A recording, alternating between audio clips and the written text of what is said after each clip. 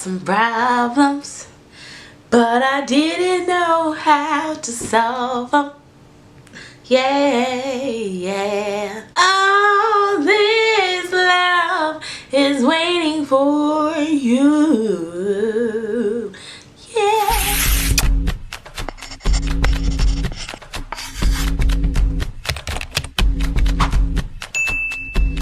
Hey guys, welcome to my channel, or welcome back. And in today's video, as you could tell by the title, this is a story time about how an ATL hairstylist fucked up my hair, y'all.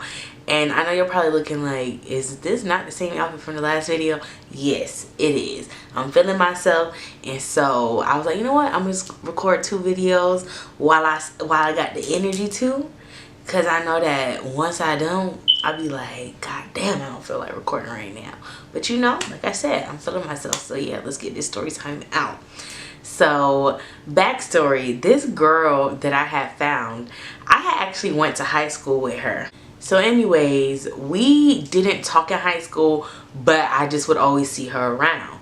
So anyways, fast forward years later, this is like during the first year of the pandemic, right? And at this time I was working for this temp agency, and I used to love that job down bad, yo. Like, I used to love that job. I only left because there was rumors that they was gonna lay us off, and I was like, bitch, I'm not sticking around to get laid off, ho. I can't. So I was like, I'm gonna go find another job. But I was like, you know what, if the rumors is capped, then I'll come back, because they was basically, long story short, saying like we were gonna get laid off because, like I said, I worked for a temp agency at the time, and basically what we did was Instacart. And the way we did it was a little bit different, because instead of it being like, okay, we go get the order and then we drop it off ourselves, what we would do is we would have like a 2-hour window, kill the order real quick, pack it up, and then usually we'll have a driver that comes every 2 hours and we'll give them the order, and so that way they can drop it off. So that's how we would do it, right? And so anyways, like I said, was working at that temp agency at the time, and I just had endless amount of money when I started working there, because that was my first job where they was paying like some good money. I'm talking about some, I was getting paid good money, y'all, and I was hyped. So I used to keep my hair done. And so, like I said, this girl that I went to high school with, I had seen that she was in cosmetology school and she would be offering her services, right? So I had got a frontal done by her before, and I'm gonna put a picture or a video or something, because y'all, I'm not gonna lie, she laid the fuck out my frontal. That was my second time getting a frontal, but my first time getting some curly hair. And y'all, I was really feeling myself. Like, I really felt like the baddest bitch, okay? So anyways, I get my hair done by her one time. Everything went so well. Like, she had did my hair so good, y'all. Like, I was like, okay, period. Like, yes. And I was feeling myself, like, dead ass. Like, I'm sorry, that style was one of my favorite hairstyles I've ever done, because like I said, that was my first time doing curly hair, and it came out really nice. So I was feeling like the baddest bitch, period. Badder than Trina, ho. Like, yeah. So anyways, a few weeks later, right, she had posted on her Insta story about how there was certain styles that she wanted to do, and she was looking for a hair model. So I said, okay, cool. So I picked one of the styles, I sent her the money, and the appointment is booked. So I'm excited, right? And it wasn't until the day before the appointment, she had told me the type of hair that she would require for this specific style. And so I go to the beauty supply store and realize none of these hair colors match my hair color. And mind you, at the time I had red hair, okay? My hair was red, but the only reds that that brand offered was a lot brighter than the red that I had in my hair. And I don't know why I didn't just put a rinse, like a red rinse that was brighter over my hair, and just called it a day. But I was like, bro, like, I'm not gonna lie, I was real scared to go brighter red, because I always was scared. Like, I don't want to look crazy, because that is something that I feel like as a black woman, like, we be really having to consider. Like, we wanting to do different hairstyles and different hair colors, but it just be like, okay, I need to get the right tone, because I don't want this to look crazy. And like I said, that was like my first time doing red, and it wasn't a bright red, so I was kind of scared to go bright red. Now I love me some bright red, as you can see in my hair. So anyways, I call her and I'm like, hey, they only have these specific colors, and I give her my dilemma about how I'm nervous to do a bright red. So she's like, well, you could go brown and it'll be a little bit easier. So I said, okay, cool, like I'll try it out. So y'all, I dyed my hair brown and I used permanent dye. And mind you, sister was in cosmetology school, and she did not tell me that anytime you dye your hair, you are not supposed to be doing any tight styles for at least a month.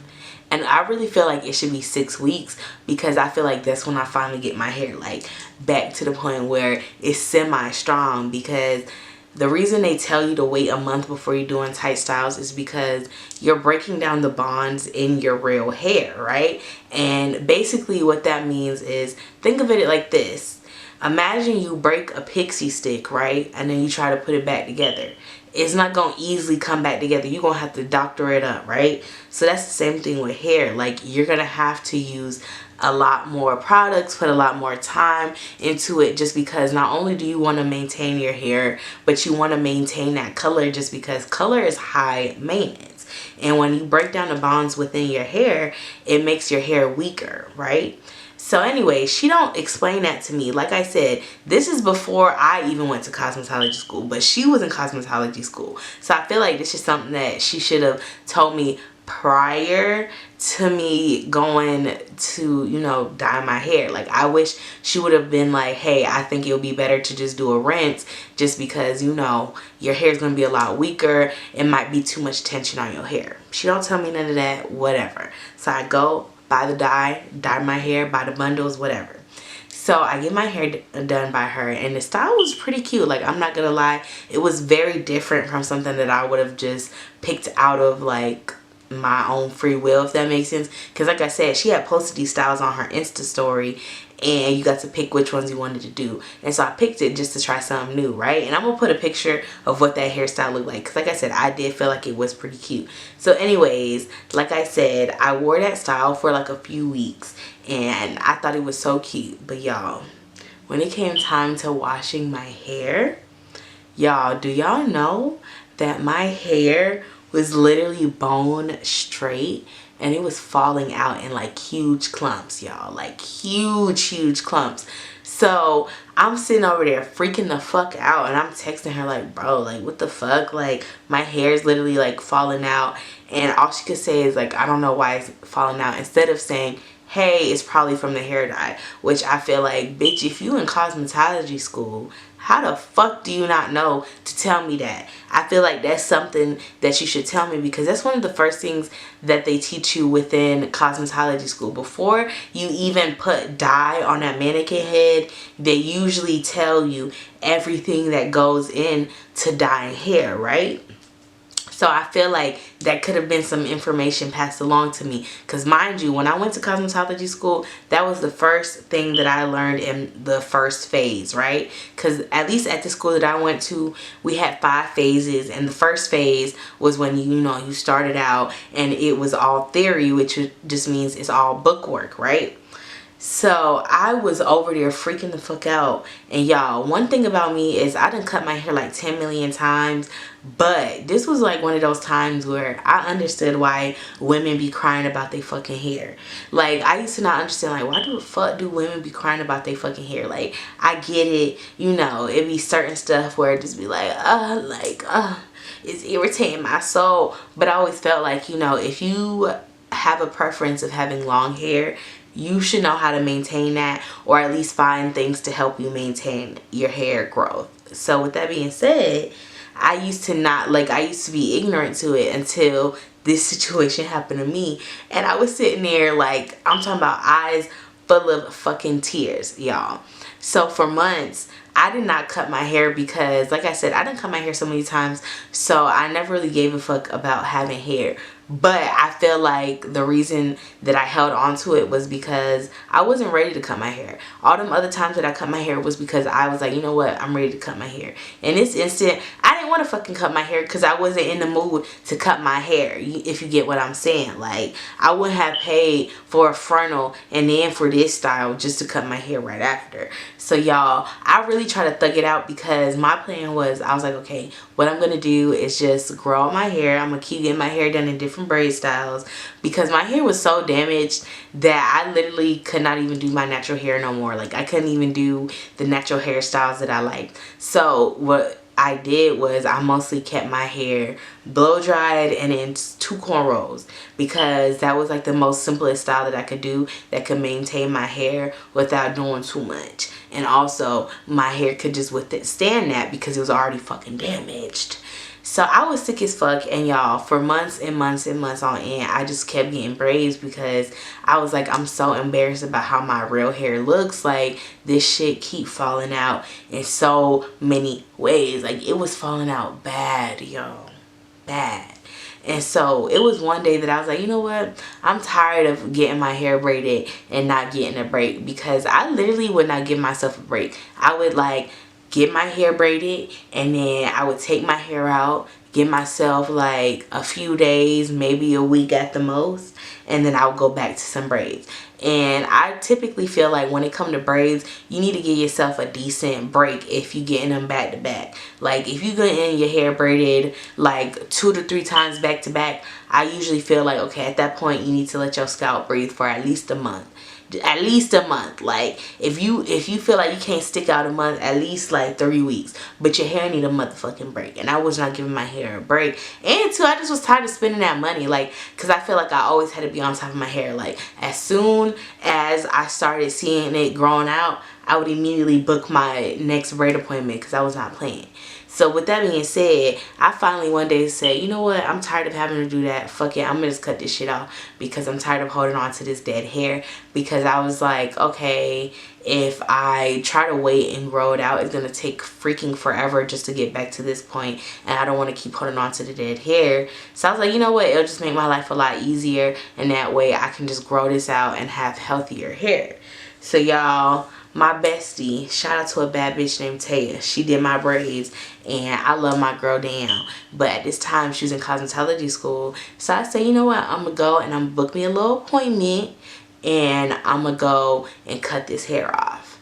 Y'all, I booked that appointment and cut that hair off.